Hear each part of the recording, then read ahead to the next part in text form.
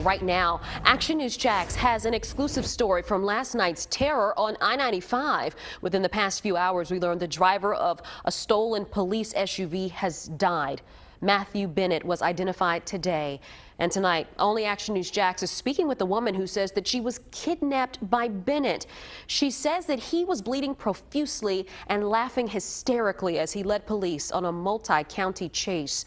Action News Jax is learning more horrifying details by the hour after that crash shut down I-95 during rush hour last night. I'm Tanika Hughes. I'm John Bachman. The woman who was kidnapped only speaks Spanish and told Action News Jax Lorena Inclán, who joins us live now, that she's glad to be alive, but she's not okay. She is not okay, John. The moment I met her, she started crying. She tells me that her nerves are a total mess, and sometimes she would get very still and quiet thinking about what happened, because what happened to her here on JTB westbound near Hodges is something that has left her traumatized. We are not using her name, by the way, in this story for her own protection. I thought I would never be able to hug my son again. The thought of never seeing her son again went through her mind constantly as she sat in the passenger seat of this Toyota Corolla, trapped by a man she says she was just trying to help. This is the man police say carjacked her co-worker's car and took her with him, 35-year-old Matthew Bennett. I can't forget that face. It was like a face you would see in horror movies. She says Bennett was bleeding profusely, and over the course of the kidnapping, he would wipe his blood on her. These photos show how it got all over her body.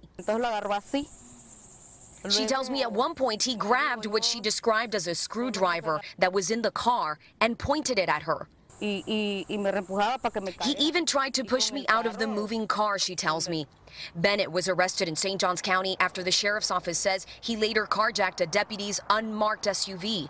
Sky Action News Jax shows the aftermath of a pit maneuver that helped put a stop to the crime spree. This woman tells me every time she tries to sleep, she relives this ordeal.